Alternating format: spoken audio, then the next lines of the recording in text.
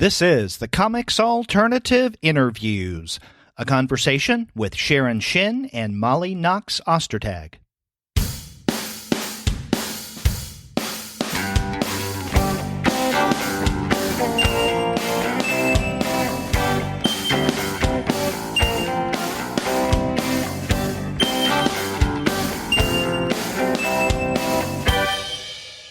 Hello and welcome to another episode of the Comics Alternative Interviews. I'm Derek.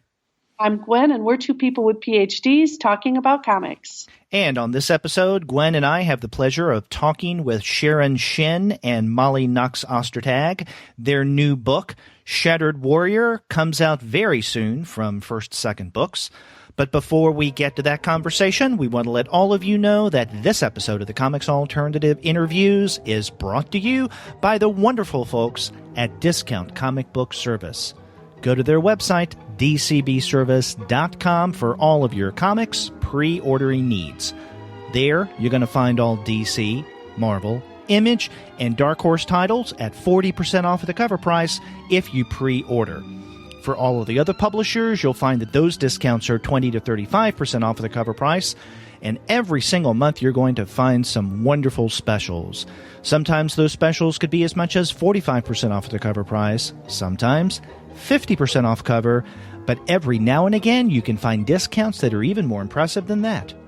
That's right, Derek. And while we don't yet have Shattered Warrior on DCBS, we do have Knox Ostertag and Brennan Lee Mulligan's Strong Female Protagonist Book 1. That's available for just under $14, which is 30% off the list price. That's right. You can find great books like Strong Female Protagonist and Shattered Warrior at the website of our sponsor, Discount Comic Book Service. So head on over to dcbservice.com. They'll take care of all of your comics pre-ordering needs. And after you do get your titles there, please be sure to send them an email and tell them that Gwen and Derek sent you. Well, Gwen, this was a fun interview that we had with Sharon and Molly, and it was interesting that when we first started to talk with them before we turned on the mics, we learned that they had never spoken with one another before. They had only corresponded via email. I know. This is the second time that this has happened in interviews that we've done for Comics Alternative, where we suddenly realize we are bringing together two people who've worked really diligently with each other over time, but have never spoken. And so it was really neat to listen to them interact, especially about midway through the interview when they really started talking about their different processes for writing. It was really exciting to hear them have that interchange of person in ways that, are new to them too. Exactly. Well, that's what the Comics Alternative is all about, bringing people together. That is right. But you're right. I mean, there were several moments during this interview where the two of them were just going back and forth and more or less carried the conversation, which is great. That's what we want. Yeah, and it's really great for those of us who love comics and who really love the way comics are put together to listen to comics creators talk about things that they did intentionally, but then there's other things that we noticed in the work that they mentioned really weren't necessarily intentional and just turned out that way. And it's really exciting to hear about those moments as well. Yeah, it was overall a very insightful interview. So let's go ahead and share that with our listeners. Absolutely.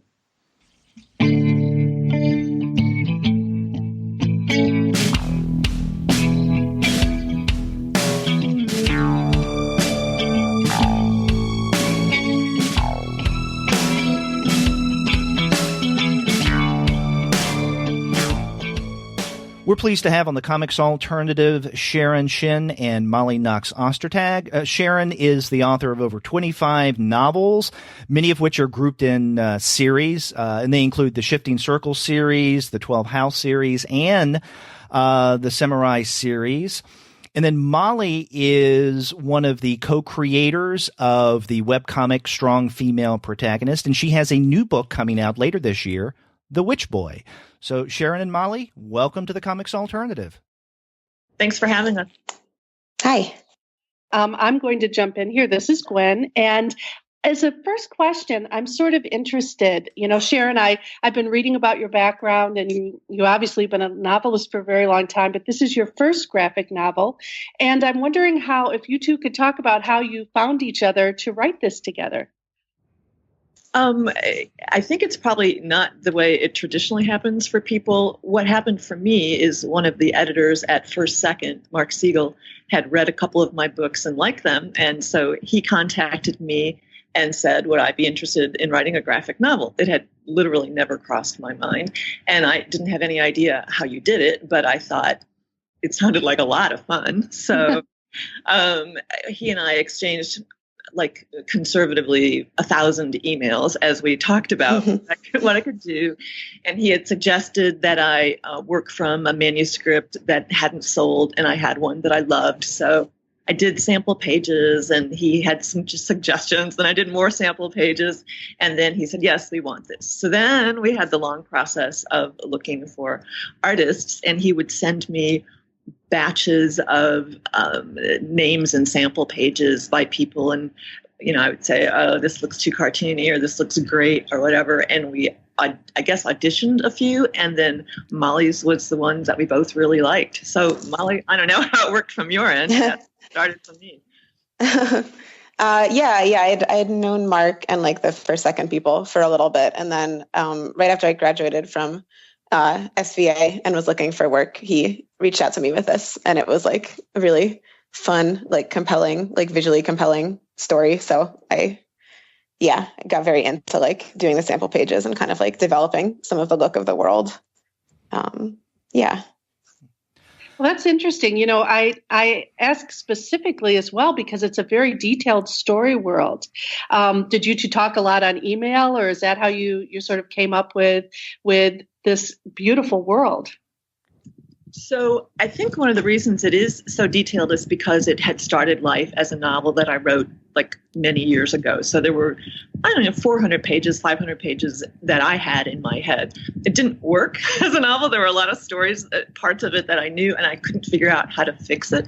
So, but that's where some of the detail comes from. I had written a script that I then rewrote several times under Mark's direction, and then we shared it with Molly. And then Molly had a whole bunch of other really interesting ideas for input, because I think of myself like, oh, I'm writing this scene and it's visual. But when Molly could look at it, she goes, no, not so visual. This is not showing this kind of, it's in this person's head. We need some more action. So we exchanged, again, conservatively, 1,000 emails as back and forth on everything from characters, the way they looked, to the way they felt, to the way, details of the world. And there was one exchange where it was kind of fun. She had me go through each of the main characters, talk about their motivation, their background, their history, things that aren't in the script, because she wanted to include that, know about that, to do the character development.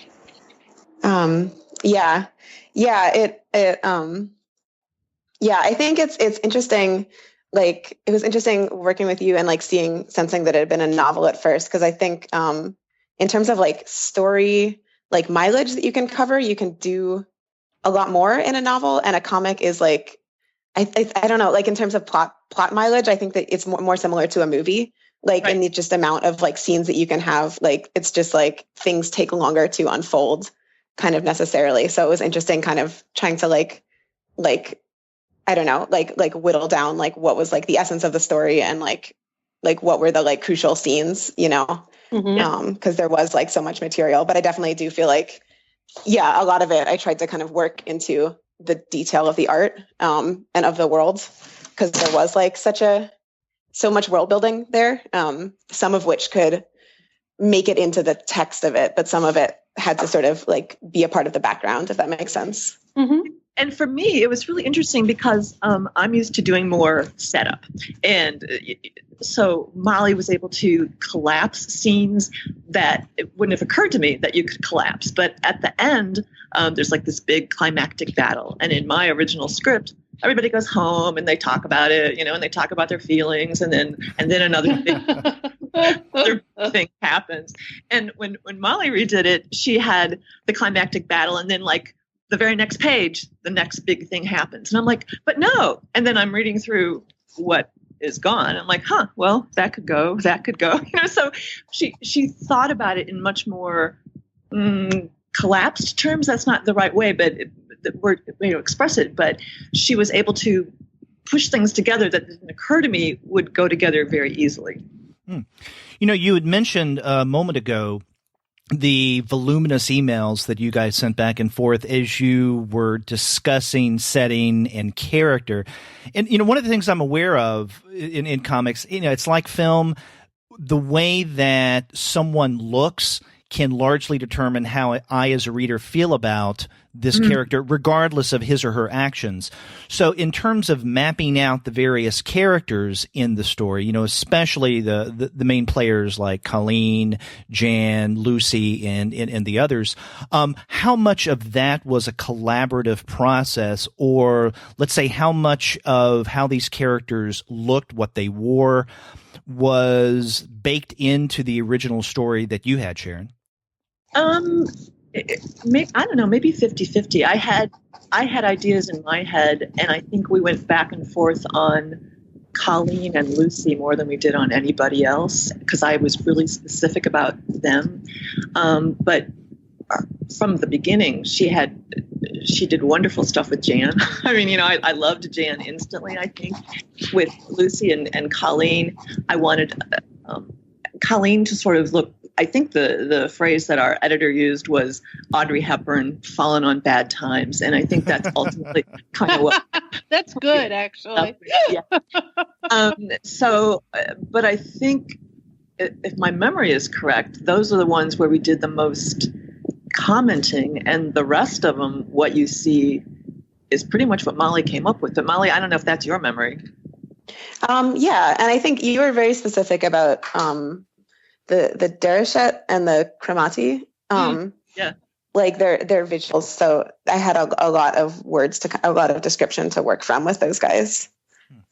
And I think it is. Yeah, I think Colleen, it was funny. That is like a different type of character than I usually draw. The kind of like fancy or like wealthy, glamorous girl, like falling on hard times. I think I usually draw. I don't know. I usually do like these like very tough girls who are kind of like butch. And so it was like, that was a challenge for me to kind of settle on her. We were talking about some of the characters and also some of the races in Shattered Warrior. Maybe it would be useful for our listeners at this point if the two of you could give us just the basic premise of what Shattered Warrior is all about. It takes place on a world that was invaded, I think, 10 years ago, I lose track, 10 years ago by an alien race. And so you have humans who they used to be living ordinary, regular lives, and now they're sort of living in a war-torn city, and they're trying to survive. So you have the people who are just trying to get by. You have these sort of wild gangs of roving, usually young men and women who are fighters and scrappers, and those are the Cremati. They're kind of scary. And then you have the aliens who are also kind of scary. So there's a lot of... And they're the Dereshets, right? Yes, right.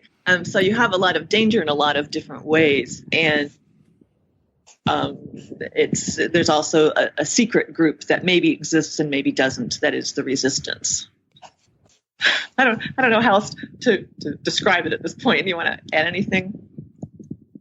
I think that's pretty accurate. It's a story about survival in this kind of sort of like, it's like sort of a dystopia and kind of sort of a post-apocalypse, but also kind of struggling along, like people are still surviving and kind of trying to just live their lives, which I found really interesting. Somebody asked me recently, if I had any influences for it. And I said, yeah, it's my Casablanca book, because you have people trying to live under a wartime regime, and a lot of them have become cynical or withdrawn, but then something happens to remind them that they're human and they need to reconnect.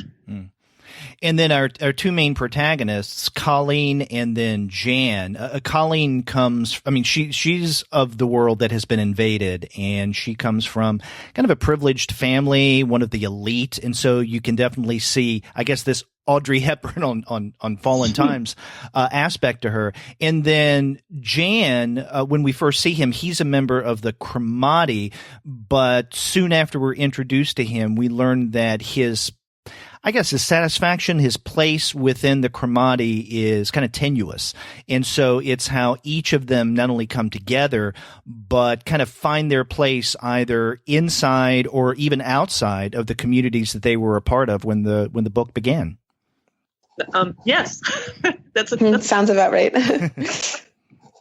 It's interesting because a few years ago, there was a comic that came out called Drafted by Mark Powers, and I don't know if either of you are aware of that comic, but the word drafted fits into it because basically an alien race takes over Earth and is trying to fight another alien race that's worse than them. And all people are drafted, basically. All able-bodied people are drafted. And Powers was using this as a way to argue that if we just had something bigger than ourselves, we would actually be able to get along. In other words, groups in society that normally hadn't gotten along would miraculously get along, right?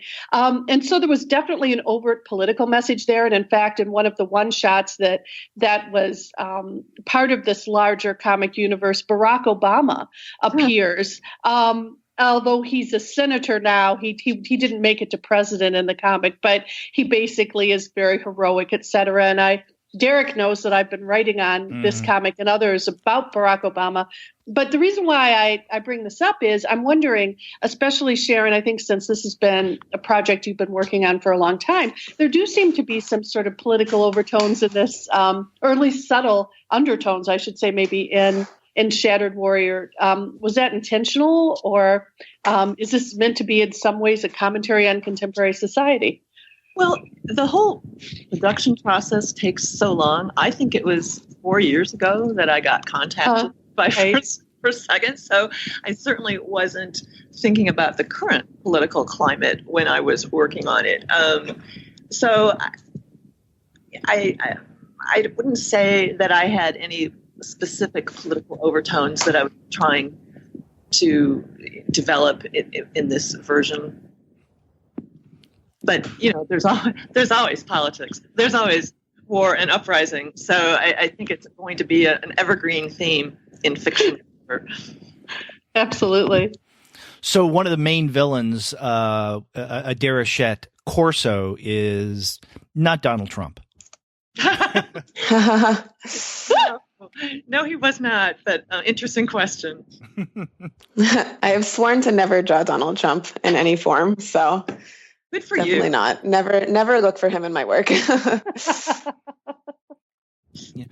Well, Molly, I first came to your work through your webcomic along with Brennan Lee Mulligan, Strong Female Protagonist. And in fact, we discussed that on our monthly webcomic episode back in December of 2015. And I'm aware that writing a webcomic is a completely different dynamic than doing anything for print. I'm wondering, what of your experience with Strong Female Protagonist have you carried over in the creation, along with Sharon, of Shattered Warrior? They are pretty different. They're pretty different stories, and it was a pretty different process. So I think, Strong Female Protagonist was kind of how I sort of taught myself to draw comics. So it's always going to there's always going to be a direct link between that project to anything else that I do.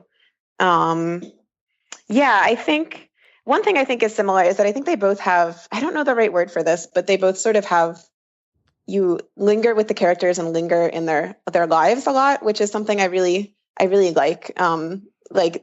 Both SFP and Shattered Warrior kind of, you get to sort of see these characters daily lives, even in the really unusual circumstances that they're living in, which I think is to me, that's something I really like in fiction. Yeah, I think it's a pretty different process though. It's the funniest thing. I've been making more graphic novels at this point, and it's just weird to have, to not get any kind of feedback or very little feedback, on them until they're out. Doing a webcomic is funny because it comes out a page at a time, and you'll have hundreds of people telling you what they think of that page.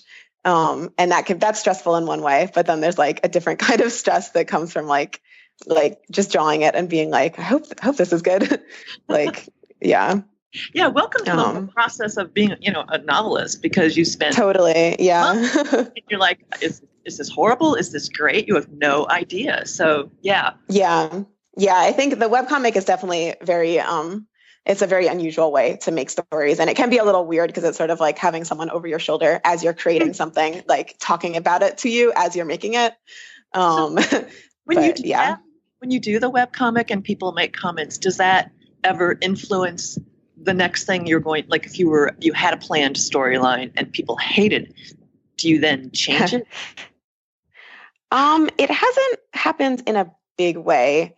I think sometimes it's interesting to see what people react to and I do it with my friend Brennan, who's the writer. So it's funny sometimes to see like, oh, people are really hating this character that we thought they would love, or they're having just like to see like, I don't know, they're crushing on this character that like wouldn't have occurred to me to crush on, and like to kind of, you can sort of bring those threads out and play with them in different ways, but it's never changed a major plot point. We usually have our plot points figured out enough that it's kind of like, it's just an interesting sort of process to be like, you want to get to the end of the scene and you hope that it will pay off. And in the meantime, people are like, what's happening? Yeah. One of the things that I really appreciate about this particular comic is the way that a lot of it is actually wordless. And in fact, sorry guys, I've had a cold for like 400 years. This is going to be known as my comics alternative cold, because I've been coughing my way through like every podcast this month. So anyway, apologies for that. But one of the things I noticed is that a lot of times the wordless parts are for establishing things, but there are other scenes too that are wordless. Could you talk a little bit about the decision of when to just work with the images? Are you directing that at me? At Molly or Sharon, either. Because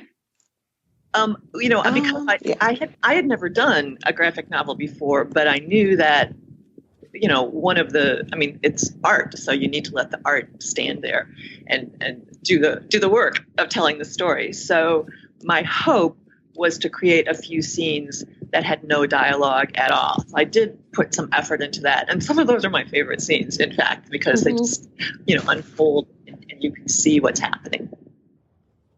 And I think a lot of the book was like sort of about this like period of time in Colleen's life where she's like going to work and coming home and like having things are changing, but it is kind of in this like gradual way. And so to me, like one of the more kind of like efficient and I think like effective ways to convey that is through kind of like quiet montages of things happening. Yeah, there's a beautiful scene in here where Colleen is talking about what happens to her family in the immediate aftermath of the invasion. And she's, talking about her sister and her brother-in-law. And she mentions that her brother-in-law was, picked up by the Dervishes. And then she says, Keeley, and she's talking about her sister. And then there's this wonderful silent panel where Colleen is just holding on to her heart. To her hand is right over her heart. And I thought that was so moving and beautiful. So there's even just like little moments where so much of that emotion that Colleen feels is conveyed visually. And I thought that was really great.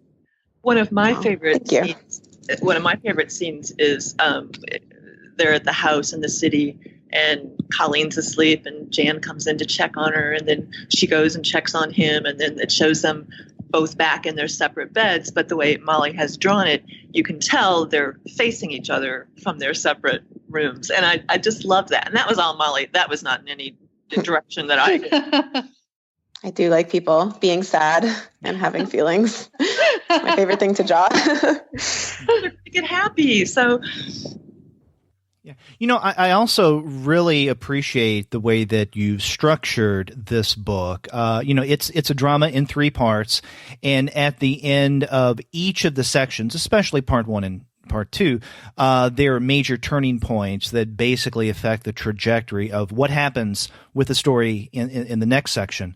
And another thing that I found really interesting, and I didn't notice this until right before we started to talk with you guys, is that the section of the book, and this is in the second part, where we actually get a reference to the title, Shattered Warrior. And this is when Jan is telling her about the Shattered Warrior and what that means, the story behind that.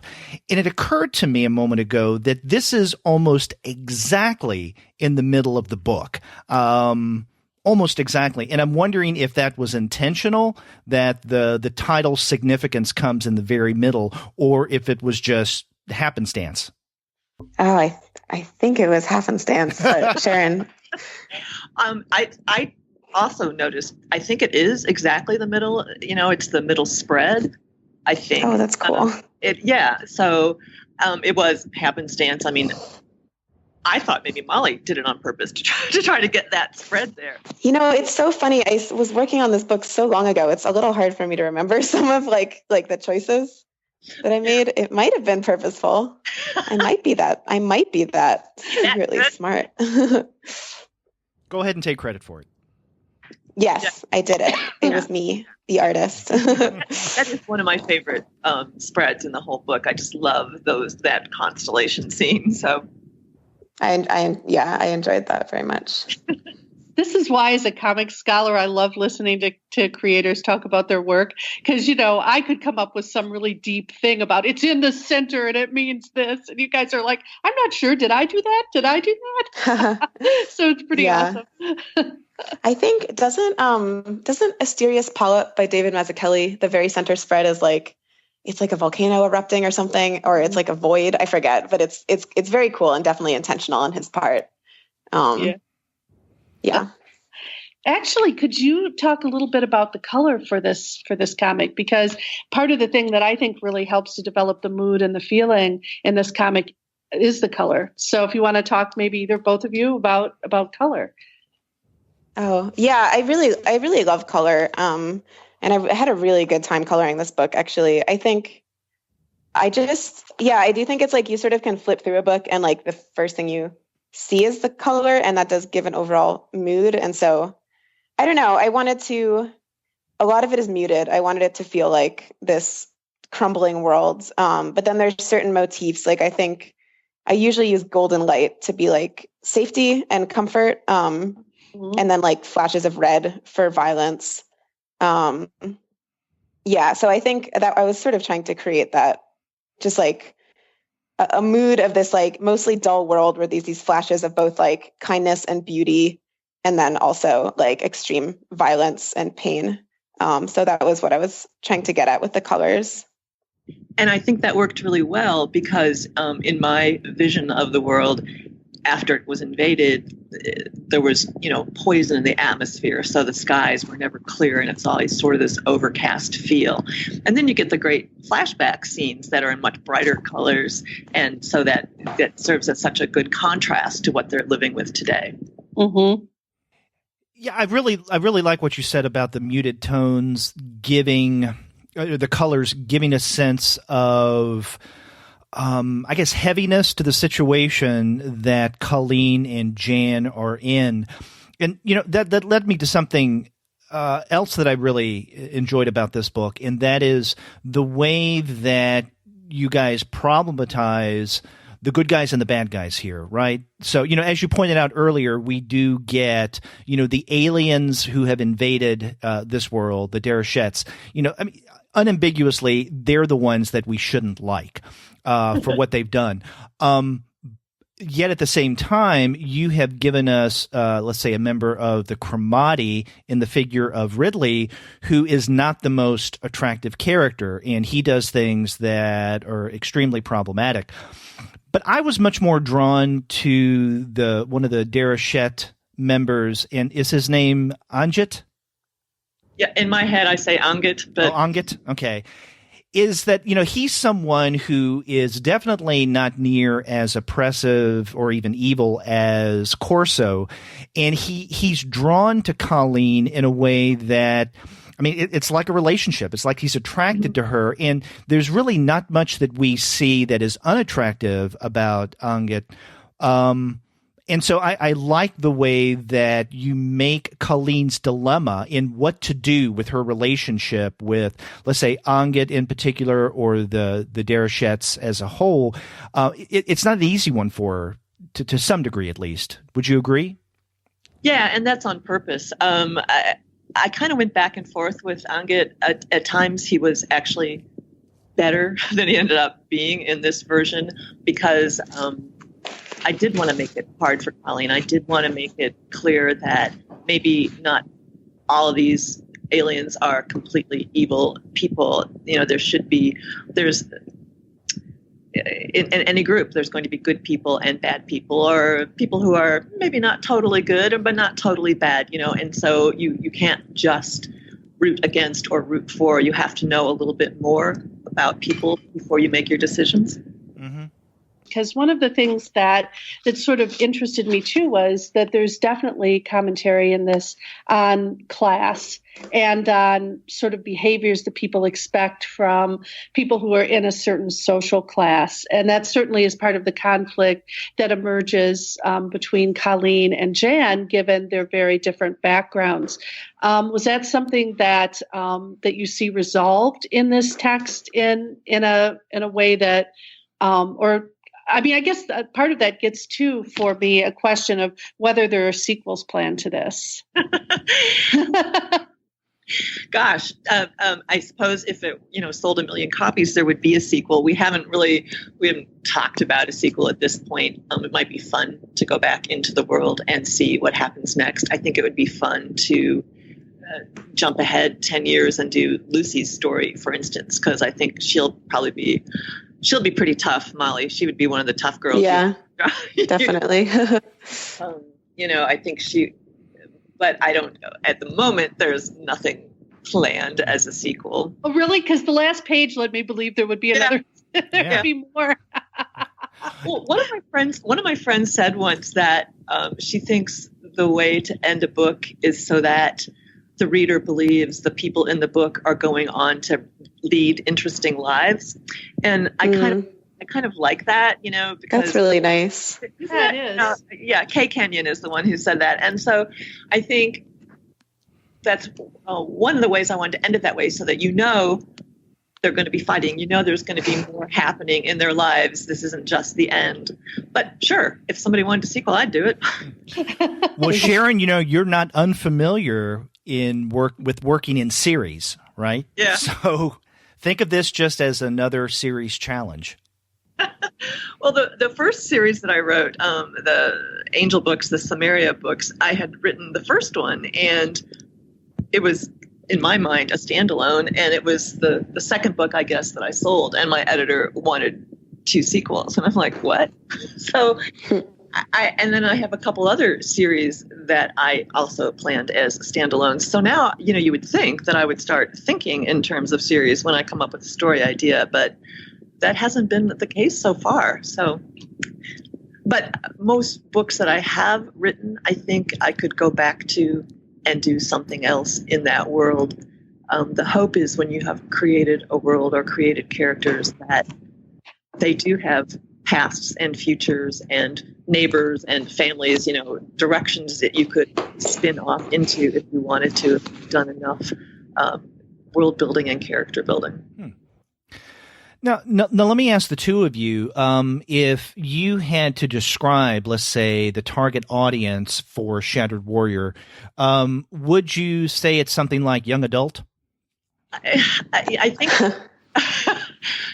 Shouldn't I say everybody? I think probably young adult to older. Mm-hmm. I don't know. I don't know who reads graphic novels. I don't know if I tend to think of them as being younger than not, but maybe I'm wrong about that.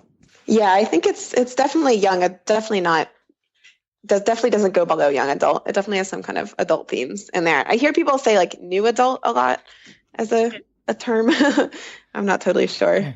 No, that's actually pretty good. New adult usually is a new category that has been debated a lot among children's lit scholars, but essentially it allows people to write about 18, 19, 20-year-olds to include some material that might not make it in a slightly younger protagonist. So it does kind of fit that definition pretty well. Yeah. And I think No, part of the reason where I was going with that question is I'm just curious if in the original conception of this story, Sharon, that, you said years ago, did you have the same kind of audience in mind, or did your, let's say, ideal reader kind of shift as this story developed in collaboration?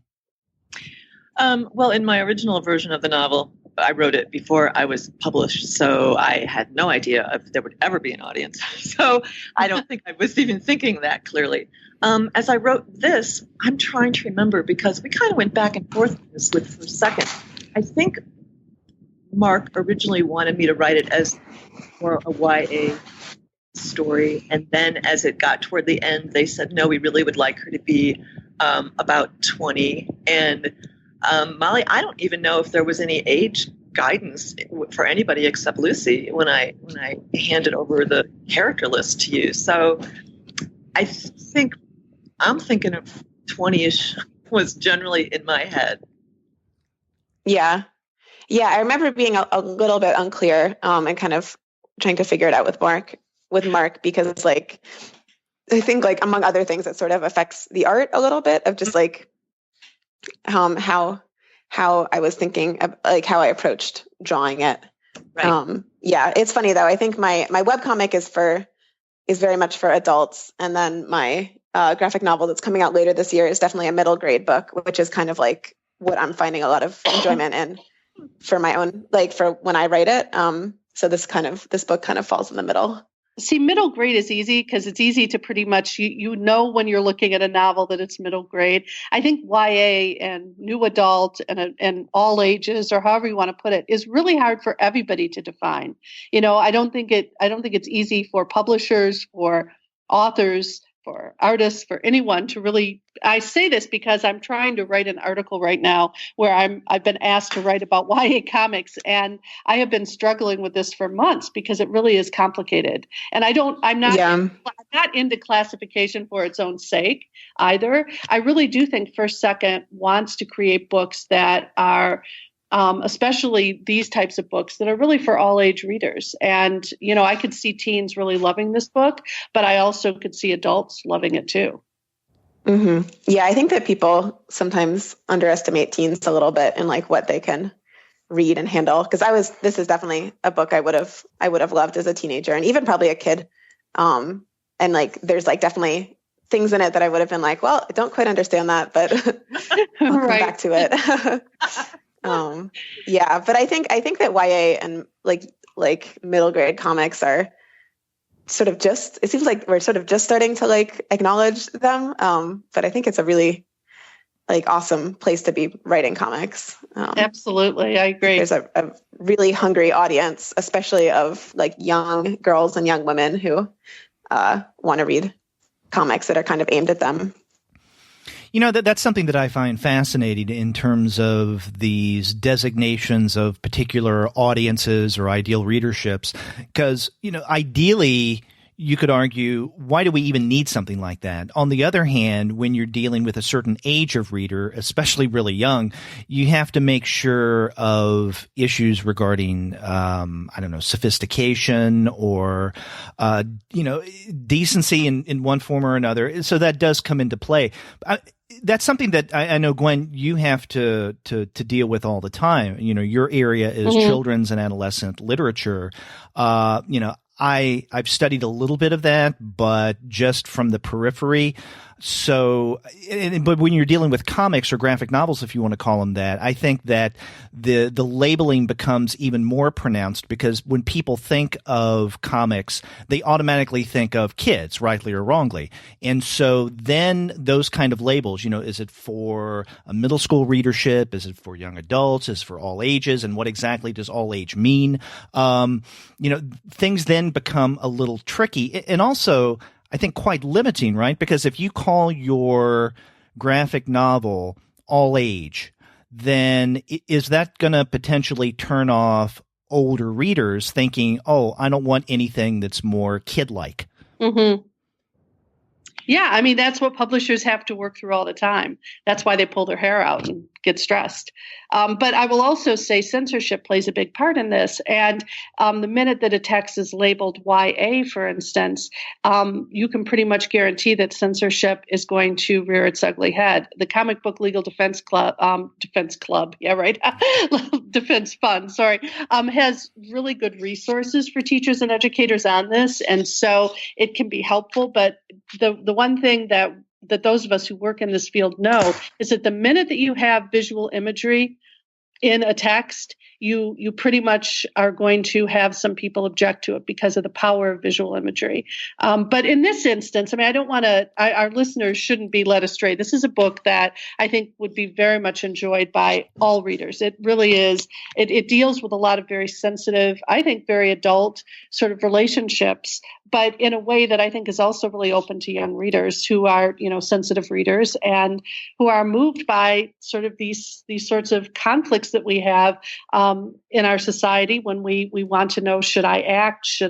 What should I do? Should I tolerate things that I think are inappropriate? I mean, the protagonist in this text, Colleen, really works through a lot of those things in a very convincing way. Well, I generally sort of joke with people that in from my novels, my reader base is about 30% 17-year-old girls, 30% 55-year-old women, and 30% all kinds of people. And I'm not sure that it's going to be too different for this. I mean, I can see, the teenagers reading it. I can see the older people reading it. Many of the people who are already my established fans have told me they've pre-ordered, so I'm hoping they'll like it.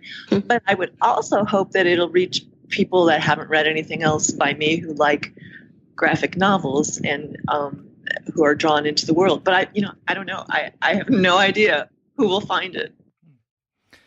I noticed that, when you get to the end of part 2, I think that is the one scene, visually speaking, that certain readers, let's say if they're parents, may look at the book and go, I don't know if this is for my younger child.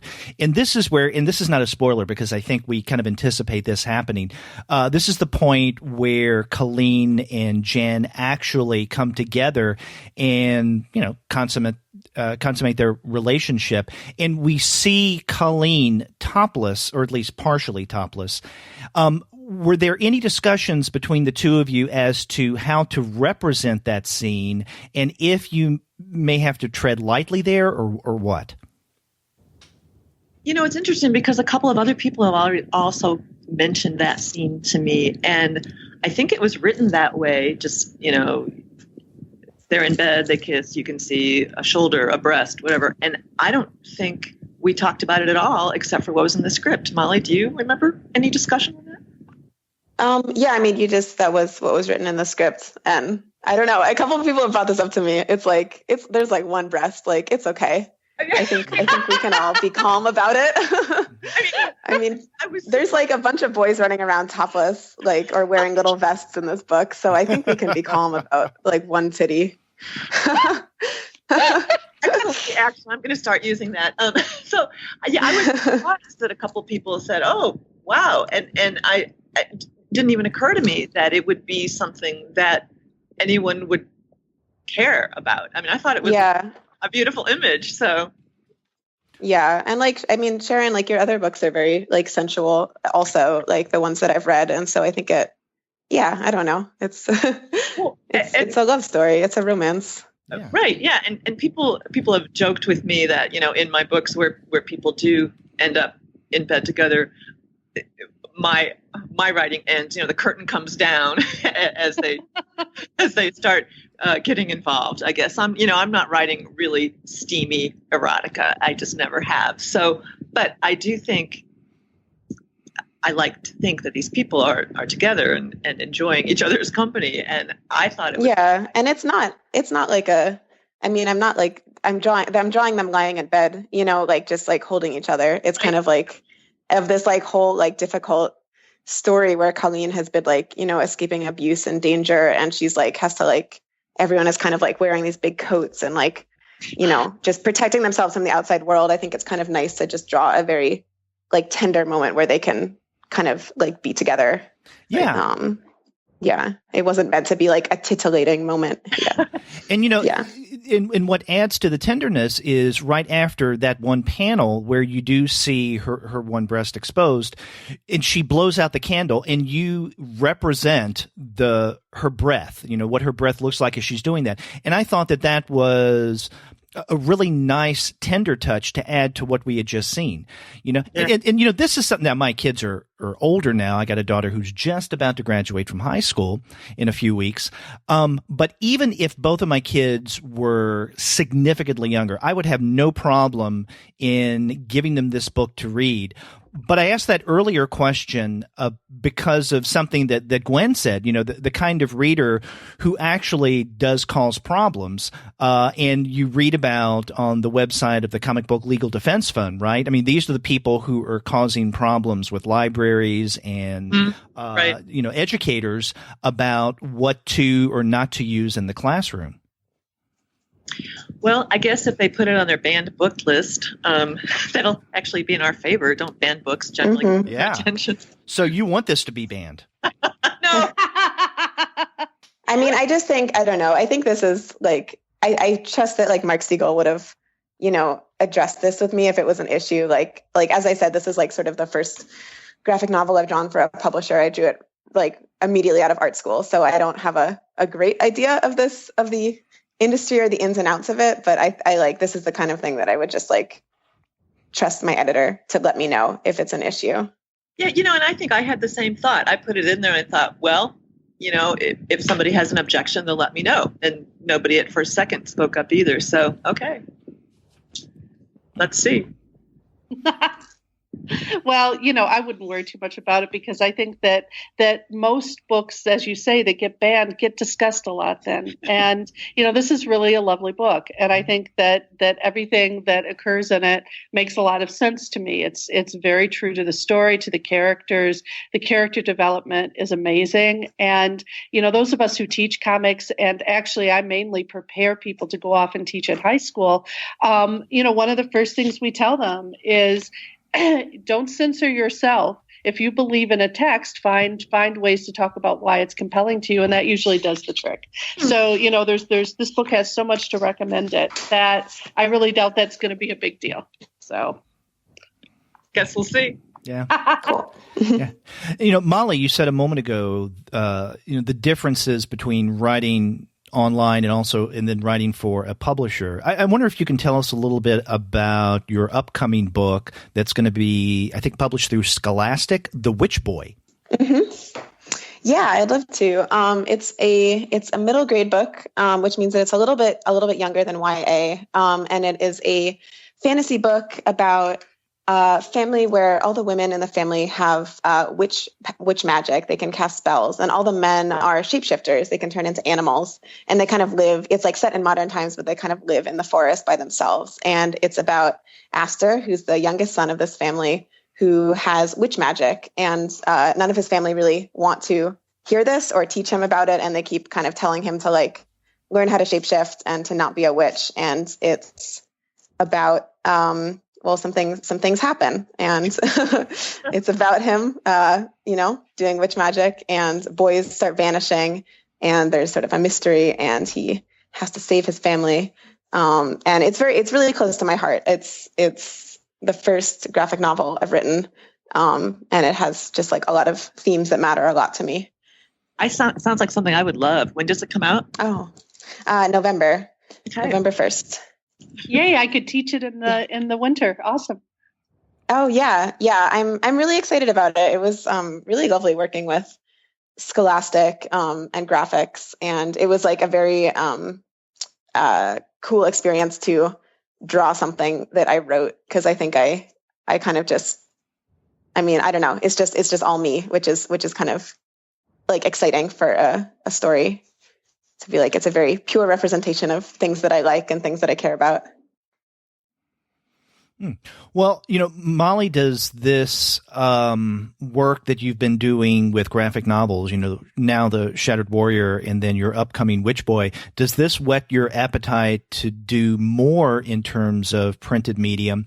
And then also, Sharon, does this being your first graphic novel, Shattered Warrior, whet your appetite for doing more work in comics? Molly, you go first. Okay. Yeah, I really love books, like, more than anything. And so I'm looking forward to doing more graphic novels. I work my day job as a designer at Disney. So I'm kind of like, I got that kind of recently, and it's sort of funny because it both gives me less time to draw comics, but also kind of is giving me like the financial freedom, I guess, to kind of like draw exactly the kind of comics that I want to. And like, it's actually been really good for just making me artistically excited about doing comics. So yeah, I definitely dream of like writing a lot more graphic novels, and I'm in between them right now, and I've been working on a prose novel, which is totally like not something I thought I'd be doing, but it's just been kind of nice to like work on something that I don't have to draw. So yeah. That's funny. I like working on projects where I don't have to use words, because in my day job, I'm an editor, and then, I write in my free time. And a few years ago, I'm a horrible, horrible, horrible artist. But, those pottery places where you go and you paint your own pottery, and then they yeah. So I started making mugs, and I started making Christmas ornaments, and it was just so much fun to do something creative that wasn't about words. So yeah. Go on. Oh, I was just agreeing. Yeah, it's funny how you can get a little bit like overwhelmed with any kind of expression, any form of expression. So like I've been really enjoying just like playing with words and like writing out a story that I will never have to draw at any point. So I can put all these things in it that I maybe like don't necessarily want to draw. Yeah. I don't know that I'll be doing more graphic novels. Like I said, it sort of depends, I suppose, on how well this one does. But what I have done a couple times is like if I'll pick up one of my old books or a poetry series or something, and I think, well, what would this look like as a graphic novel? How could this be illustrated? So it's changed a little bit how I think of stuff, but it was a pretty big project and a pretty long, time-consuming project. So I'm not something I would probably start doing on spec. Well, Sharon, what do you have right now that you're working on that you could share with us? I'm just beginning a project that I really am just at the beginning of, so it's not really ready to talk about. Okay. And do either of you or both of you have any promotional activities coming up with Shattered Warrior? I'm going to be at the Toronto Comic Arts Festival next weekend, the 13th and 14th, and I'm doing some signings and a few panels. And I have a book signing locally on the 18th of May, so that's like a week and a half from now, I guess. But nothing together. No, I don't. Yeah, we don't live close to each other. We're 2 time zones apart, I think. You're in California, right? Yes, I'm in Los Angeles. When you started, you were in New York. And so yeah, I must have been on your blog or something, and suddenly you were posting about California. And I'm like, wait, what happened? Yeah, I moved cross country about a year and a half ago. To take the Disney Club, which sounds pretty cool. Yeah. There's a little bit more. I don't know. There's a little bit more of like people doing visual art out here and like actually making a living doing it. Like it's just a little. I mean, it's I don't know. And I like California, and yeah, there's a lot of things out here that I like. But you said that having the full-time job made it easier for you to have the financial freedom to draw. And I have always felt that way because I've always had a full-time job, and then I was writing in my free time. And so many people would say, "Oh, just be interesting." But to me, it's such an uncertain profession, and the idea of starving in a garret so I can write a book has never appealed to me. And I don't think I would have the serenity to write if I was worried all the time. Yeah. Bills. So I can really identify. It's very stressful. I think, the comic industry is, that's like a whole discussion for another podcast, but I did it for a few years, and I don't know, felt like I couldn't survive in a way that like left me any time to like grow as an artist. Right. Or to like actually think, make long-term plans or think about what I wanted to actually make. So this is the first time I've had a full-time job, and it's nice because it's, also drawing, also kind of working on this fantasy show. Star versus the Forces of Evil is the show, and it's really fun. And so it's kind of nice to have this, and then it just is, I've been like experimenting a lot more and kind of planning and writing and just doing this like long-term thinking about art and my career that I haven't been able to do for years. And it feels really good. Well, and I think also if you're doing it full time, relying on your art full time, you can't really say no if an opportunity comes up, and so you maybe end up doing things you don't want to do or you're not proud of. And so I think if you're financially secure, you say, well, I'm doing this because I love doing this, because I want to do this. And and it's funny because I think with comics just take a really long time to draw, even if you're fast, and so it is like you sort of should just like really care about it. Right. Right. And I know who write for the market. They're writing a book for the market because they think that's what'll sell, but they're not enjoying it. And to me, I love to write, but it can be a process of drudgery sometimes. And if I don't want to put that time and effort into something that I hate. So I want it to be I love. Yeah. Yeah, I think it's important.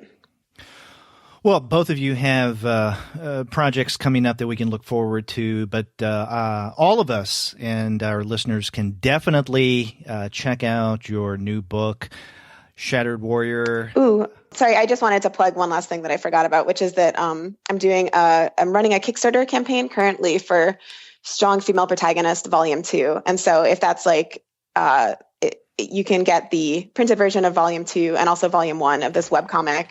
At this point, I've drawn about like 550 pages or so. So it's a lot of comics, and that's running right now. So I keep forgetting that I'm doing it, but I have to plug it. And that'll be running, I think, through May 25th.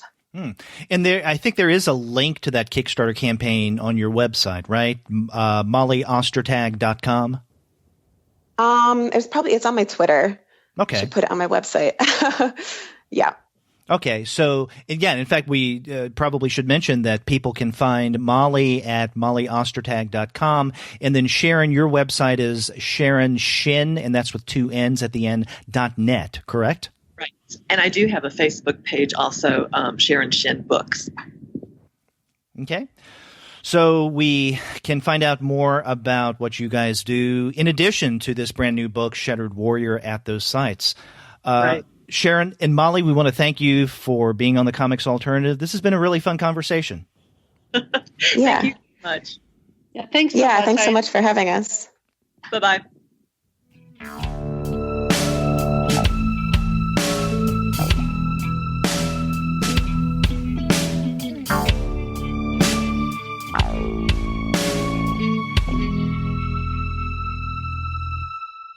Wow, Derek, that was just truly an exceptionally fun interview with Molly and with Sharon. I feel like I learned so much about their process, and also really got a good sense for the way that they, put their all into this wonderful book, Shattered Warrior. Yeah, exactly. I had a good time talking with them and learning more about the process of creation of Shattered Warrior. I was also really glad to get Molly on the show for more than just a few minutes. Now, I met her last year at Small Press Expo and talked with her briefly, recorded her for a conversation for a few minutes. This was much more substantive, and then maybe I'll get to meet Sharon at a later date. I'd like to do that as well. Yeah, and it's exciting to talk with two creators who are at slightly different places in their career. Molly's just starting off and thinking about things related to sort of becoming an author of her own work as well. And then listening to Sharon, who's been writing for so many years, but then got to have this new experience of working on a graphic novel. My hope is that there will be a sequel in the offing. So I hope so. And, when that came up in the conversation, they said they hadn't thought of it, but maybe our interview planted that seed a little more firmly in their heads. Yeah. Yes. But yeah, it was a great time. We want to thank again Molly and Sharon for being on the podcast. And if you want to find great books like Shattered Warrior, then you would do well to head over to the website of our sponsor, which is Discount Comic Book Service. Go to dcbservice.com. They have a load o discounts. That's dcbservice.com. And after you do get your books there, get in touch with us and let us know what you're going to be reading. If you go to our website, comicsalternative.com, you'll find that you can leave us a voice message online via SpeakPipe. Or you can call us the old-fashioned way by picking up the phone and dialing 4153-COMICS. That's 415-326-6427. You can also contact us by email at 2guys@comicsalternative.com, or you can get in touch with us individually. I'm Gwen at comicsalternative.com. And Derek, how can people reach you? At Derek at comicsalternative.com. You can also find us all over social media, such as on Twitter, Facebook, Tumblr, Instagram, Google+, Goodreads, Pinterest, and YouTube. You can subscribe to the podcast through iTunes. You can stream us on Stitcher. You can also find us on TuneIn, on Spotify, on iHeartRadio, and on Google Play Music. But you can find every single one of our podcast episodes, as well as the reviews and comics-related commentary that we post on our blog, simply by going to our website, which is comicsalternative.com. Awesome. Well, until next time, I'm Gwen. And I'm Derek. Talk to you later.